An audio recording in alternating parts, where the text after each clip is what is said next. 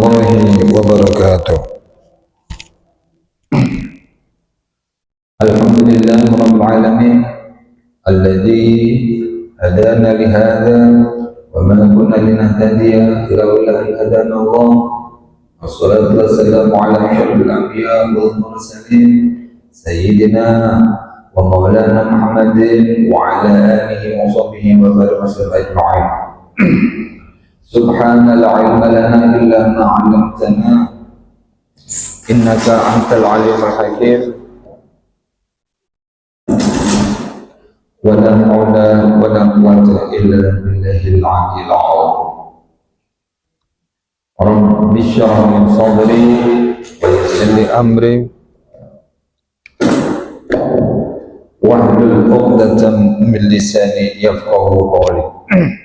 Qala al-mu'allif rahimahullah ta'ala wa nafa'ana bihi wa bi'ilmihi fid dharain amin. Bismillahirrahmanirrahim. Faqad qala Allah ta'ala fil Qur'anil Karim a'udzu billahi minasy syaithanir rajim. Bismillahirrahmanirrahim. Wal 'asri innal insana lafi khusrin illa alladziina amanu wa 'amilus solihati wa tawassaw bil haqqi wa tawassaw bis sabr. وقال تعالى أيضا ولا تقربوا الزنا إنه كان فاحشة وساء سبيلا. صدق الله العظيم. وقال النبي صلى الله عليه وسلم الغنى والزنا لا يجتمعان. وقال عليه الصلاة والسلام tarkuz zina yurisul ghina ay yuksiru barakatul rizki.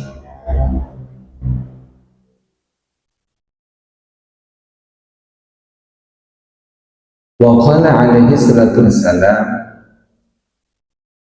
man zana bi imra'atin fatahallahu alaihi fi qabrihi samaniyata abwabin minan nar yakhruju min tilkal albabi aqaribu wa hayyatun ila yaumil qiyamah.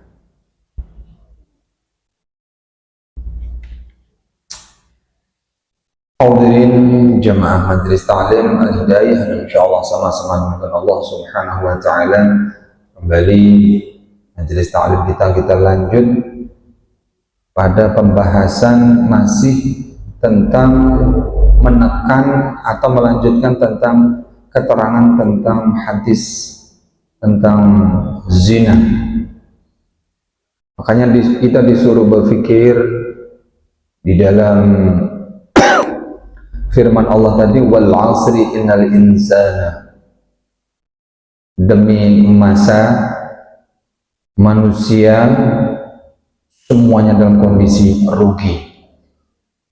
Illal ladzina amanu wa 'amilus solihati wa tawassaw bil haqqi wa tawassaw bis sabr. Jadi semua orang itu akan kondisi rugi kecuali orang-orang yang beriman, yang melakukan amal soleh, yang melakukan kebenaran dan sabar, menetapi dalam kesabaran. Sabar tidak berbuat untuk yang durhaka atau maksiat. Makanya dalam firman Allah lain sebutkan wala taqrabuz zina innahu kana fahisyatan wa sa'a sabila. Dan janganlah kalian semua mendekati zina, karena sesungguhnya perbuatan zina itu adalah perbuatan yang buruk, perbuatan yang keji, wa sa'a sabila, dan itu jalan yang buruk. Di model sekarang, makanya sekali lagi kami ingatkan bagi yang sudah bersuami istri, bagi kami berarti mengingatkan, bagi ibu mengingatkan juga di mana batas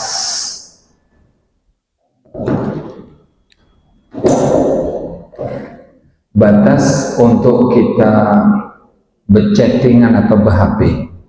Nah, kalau kita masing-masing yang sudah punya pasangan itu ya, kalau sampai mau WA, mau SMS, kemudian dihapus, dalam benak hatinya takut ketahuan masing-masing pasangannya, itu sudah pintu selingkuh sudah di situ.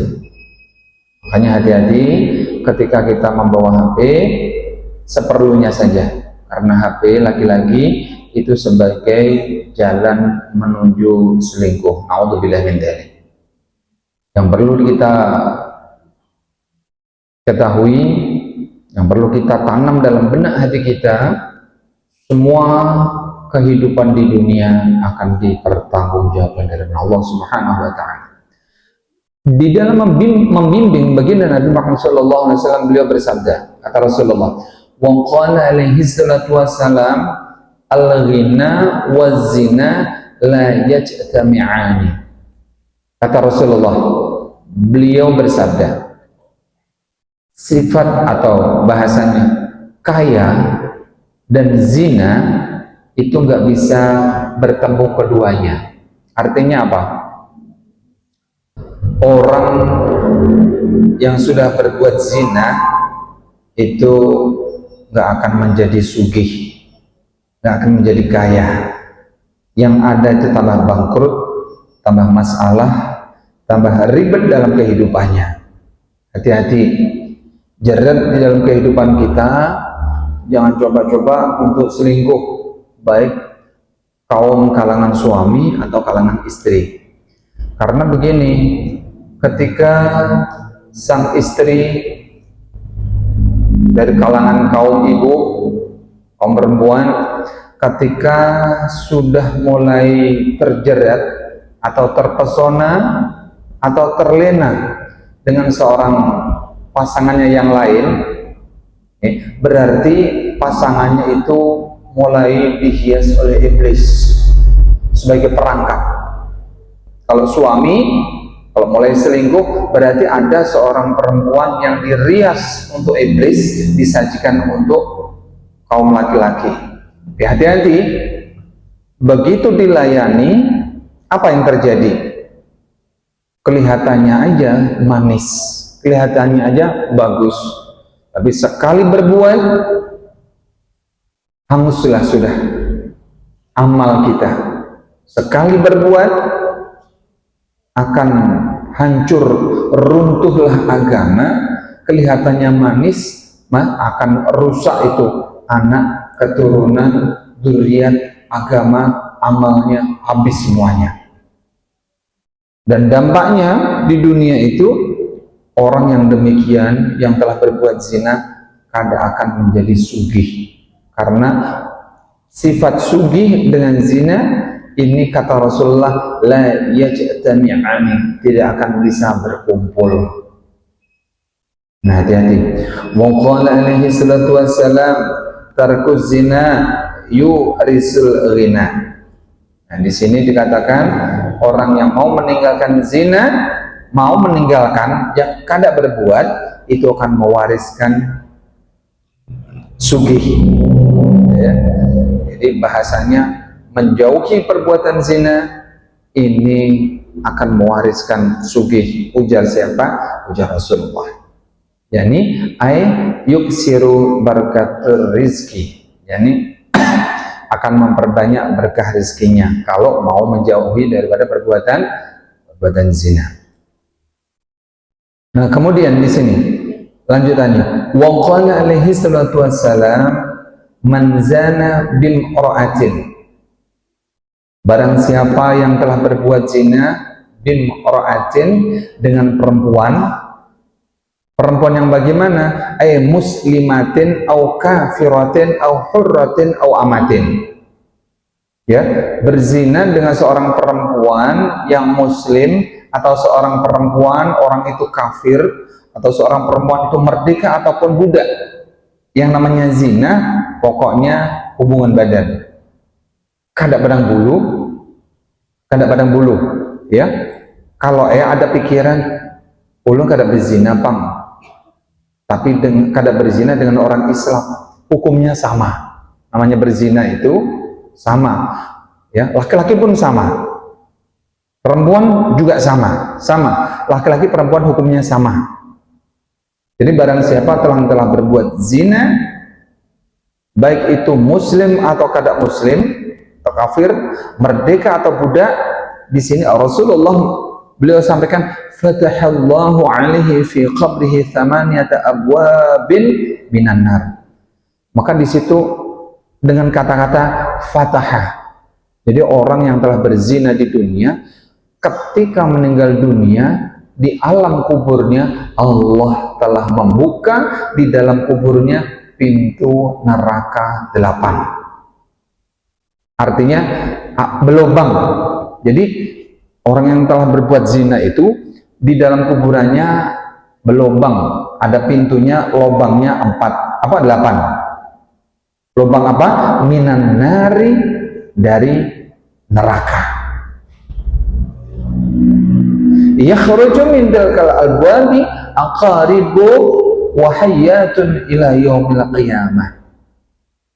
Dari pintu lubang yang ada di alam kubur itu ada 8, Rasulullah sampaikan di sini, itu akan keluar dari pintu itu beberapa kalajengking dan beberapa ular. Sampai kapan? Ila yaumil qiyamah, sampai hari kiamat.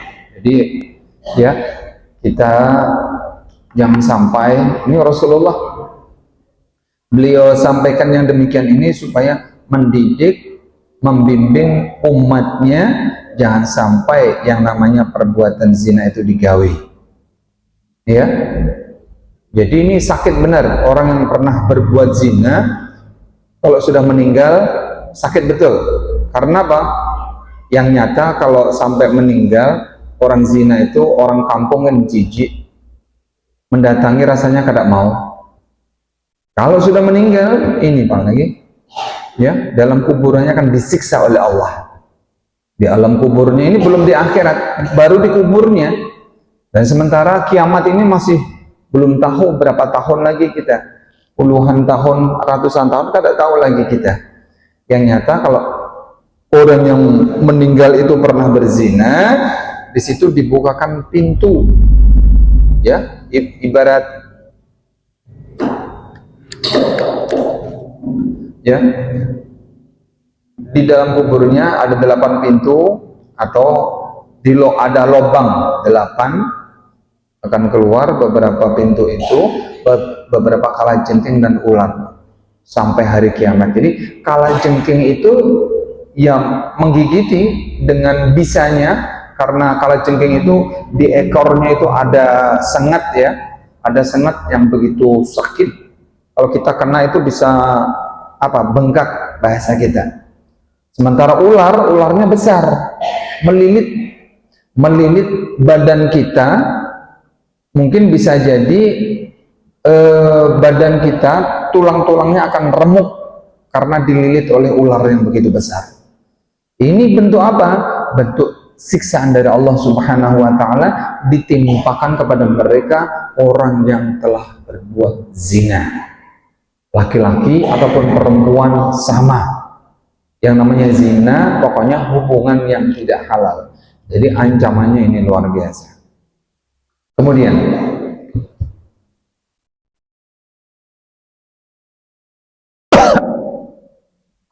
Kemudian dalam hal ini kami membahas ke pembahasan lain, yakni ada 3 yang di dalam masalahnya itu selalu 3. Jadi ada 3 persoalan.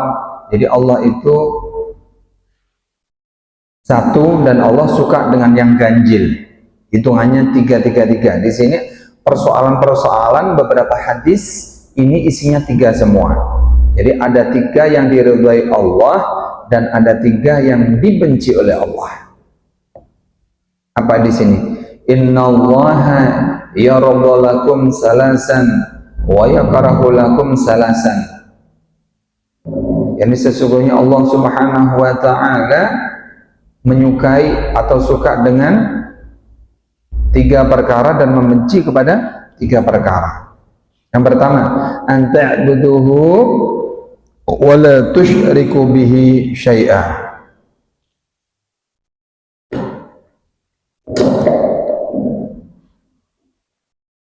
Yang pertama, sembahlah Allah dan janganlah engkau menyekutukan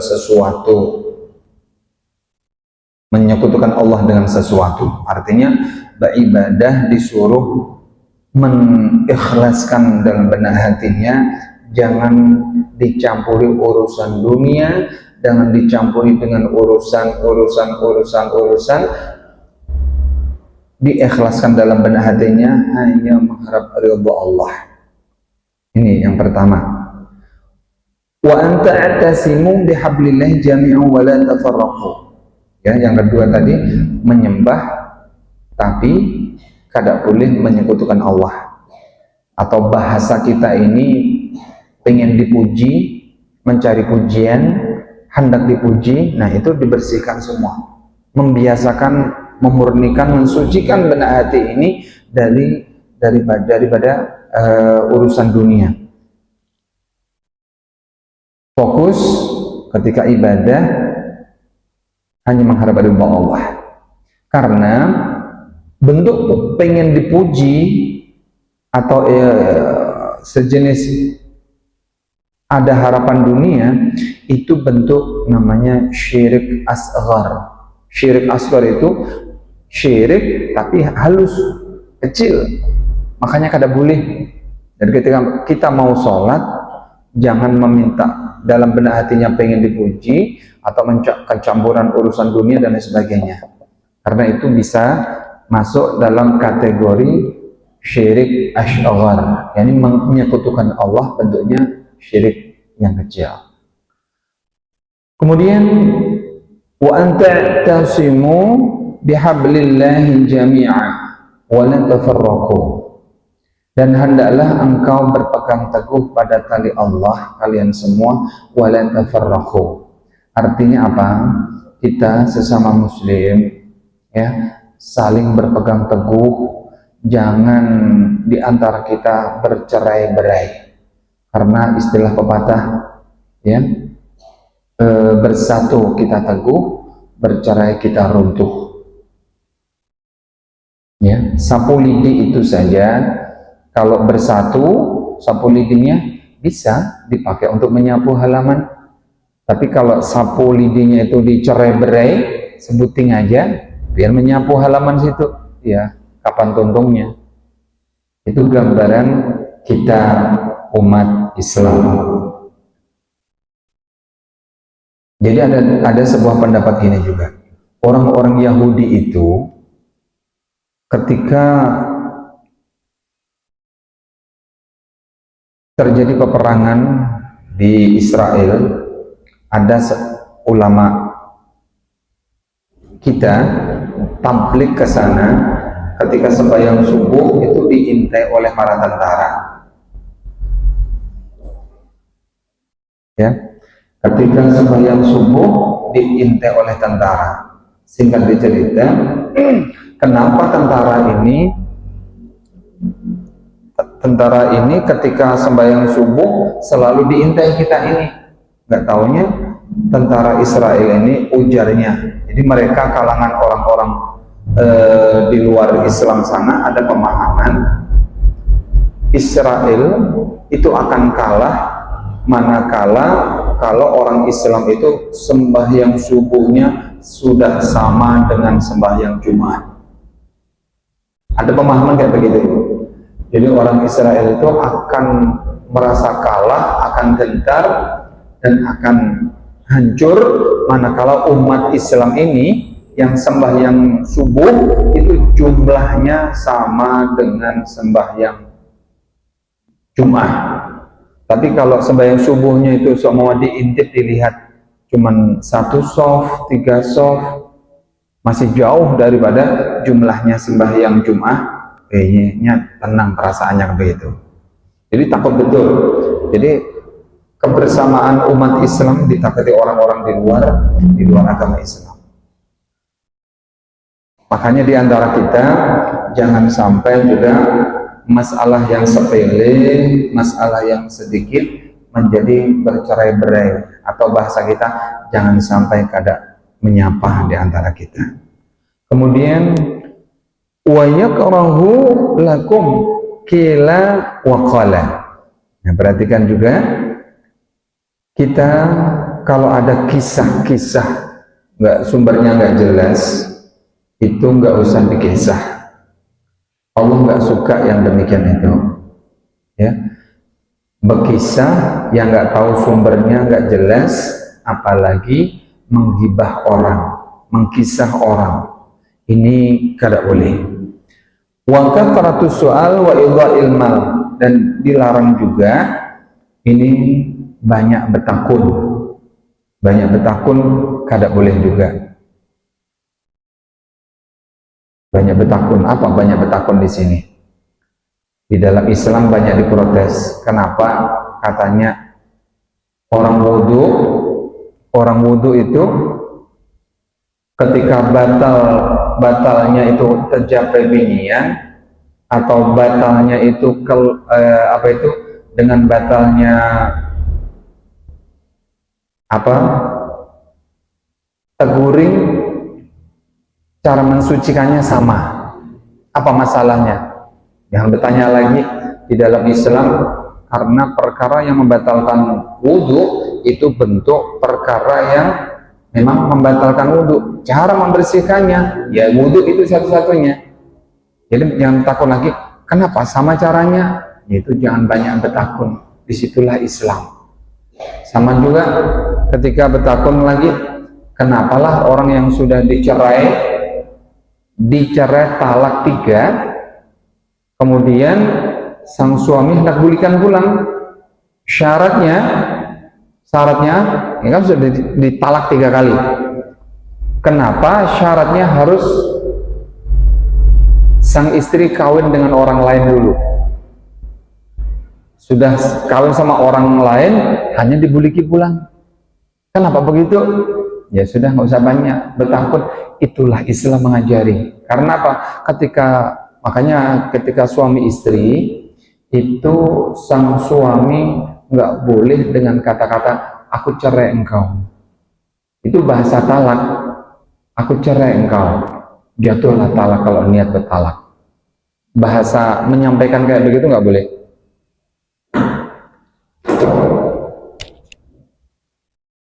Jadi ketika sudah dicerai 3 kali, kalau sudah talak aku cerai engkau sampai 3 kali sudah ngomong, maka cara untuk kembali, maka sang istri harus kawin dengan orang lain.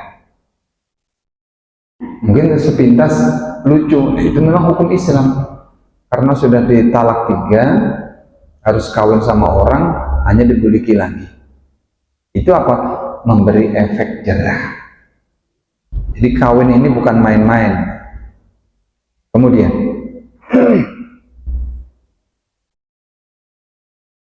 berikutnya, salasun man kunna fi wajada halawatal iman ayyakuna Allah wa rasuluhu ahabba ilaihi mimma siwahuma wa ayyuhibbal mar'a la yuhibbu illa Allah wa ayyakraha ayya'uda fil kufri kama yakrahu ayyuqadhafa finnar. Ini yang kedua. Di sini sebutkan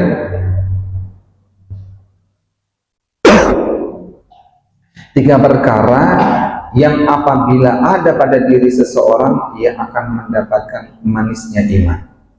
Yani dijadikannya Allah dan Rasulnya lebih dicintainya dari selain keduanya. Artinya apa? Kita punya anak istri, tapi ketika kita ingin mau melangkah untuk beribadah, anak dan istri yang kita cintai kita tangguhkan hanya mengejar kita untuk ibadah. Seumpama mau berangkat umroh, berangkat haji, tapi ada anak yang kita sayang, kita cinta, gara-gara anak kita kada jadi umroh, kada jadi haji. Nah, salah itu. Justru yang kita pikir, ketika kita sudah mau melangkahkan untuk ibadah karena Allah, Allah sama Rasulnya lebih kita cintai, ini lebih bagus. Karena sebetulnya anak dan istri ini adalah cobaan kita untuk melangkahkan kaki. Makanya kalau kita ditakdirkan sebagai orang tua ini semestinya harus sebagai qudwah, sebagai uswah, memberi contoh anak, bangun malam, banguni anak kita, suruh tahajud, minta ampun kepada Allah. Oke, kalau kita pikirlah ngantuk ini, kalau kita nggak turuti, apa nggak kita atur waktu kita, jam 10 pagi itu, padahal guring sudah malam, sampai jam 10 pagi, kalau itu masih mengantuk. Kalau nggak kita atur waktu, jadi bagaimana dan kayak apa kita ini waktunya sholat, bangun. Ketika nanti kita sudah sholat, kalau kita ngantuk, guring lagi gak ada apa-apa. Tapi yang penting sembahyang digawe sudah. Jadi intinya ketika kita ini mau melakukan, menjadi patokan kita ini lebih mencintai Allah dan Rasulnya. Jadi tujuan utama. Kemudian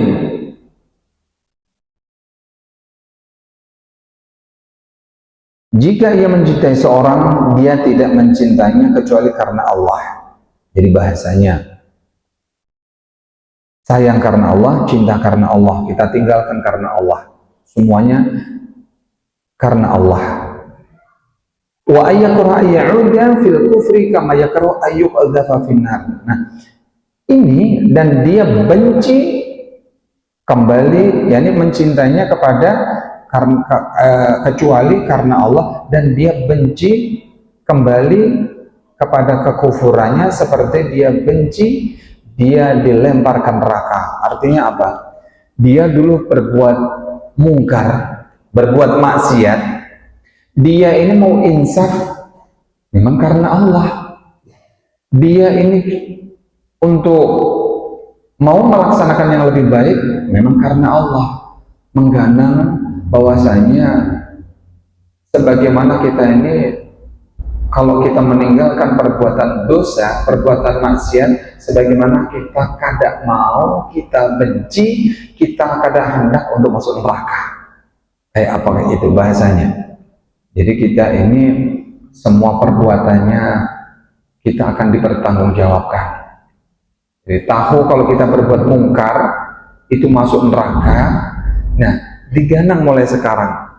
Kadang hendak mau, kadang hendak berbuat mungkar, karena setelah itu kita akan mendapat balasan. Ketika berbuat dosa, ketika berbuat maksiat, ketika kita berbuat menyimpang syariat agama, hukumannya adalah masuk neraka.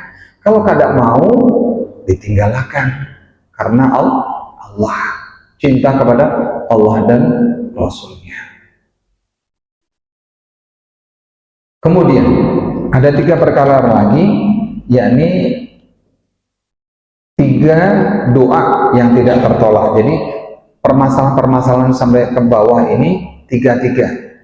Salasun da'awatin mustajabatun la syakka fihinna da'watul walid wa da'watul musafir wa da'watul madlum. Ada 3 doa, jadi 3 perkara, 3 doa yang doanya dikabulkan oleh Allah dan tidak diragukan lagi doanya itu. Yang pertama al-walid, doa orang tua. Jadi kalau orang tua masih hidup, ini doa yang paling mustajab, orang tua. Nah, lagi-lagi ketika kita ini ditakdirkan sebagai orang tua, punya anak, punya cucu, doakan yang terbaik buat anak zuriat kita. Jangan disumpahi. Ulun tadi siang Bu melihat, Masya Allah, anak menganiaya ibu kandungnya sendiri yang umur 63 tahun di Parang, diginikan pakai parang. Ulun telusuri apa masalahnya. Oh, gak ada taunya anaknya gila. Nah, gila ini gak ada tahu persoalannya. Masalahnya sepele aja. Ibarat Bu Aji menyuruh, nah coba Bang menyapu situ, nah sedikit disapuakan anunya gitu. Nah karena gila, stres bahasanya Bu, karena stres, tersinggung, disuruh yang kayak begitu aja tersinggung. Mau rumahnya besar, melihat Bu syutingannya ada. Jadi ibunya 63 tahun itu dipukul pakai parang. Ini parang Bu, kalau mungkin mohon maaf kalau sejenis bambu mending, ini parang ya. Gambarnya itu suram-suram, tapi beritanya patah tangannya, di sini sobek, telinganya hampir putus ya, awaknya ya karena parang, karena stres. Dia ketika dilarang nggak mau. Coba bayangkan kayak begini nih, kayak apa durhakanya si anak ini. Ya mohon maaf, kembali lagi, anak yang demikian itu biasanya nggak 100% kesalahan anak, bisa juga dari kita. Awalnya mendidik, kada sabar, sampai terucap kata-kata sumpah, caci maki dan lain sebagainya. Bisa jadi cara mencari rizkinya nggak halal, diberikannya makanan keadaan, akhirnya kena masalah dan lain sebagainya, timbul masalah, anaknya ada masalah sampai stres. Karena stres sedikit dipandiri kayak begitu tersinggung. Makanya ya kita ini sebagai orang tua kayak apa supaya nggak salah langkah, semuanya harus penuh berpikir. Sama yang kami sampaikan dulu, ada ibu yang di lidahnya digunting anak kandungnya sendiri, matanya dicongkelin. Kejadian fakta kan di Tanah Bumbu ini. Naudzubillah min dzalik. Betapa durhakanya anak kayak begini nih. Nah ini kita kalau mengamati, mentelusuri, ini nggak 100% anak sebetulnya, nggak semuanya.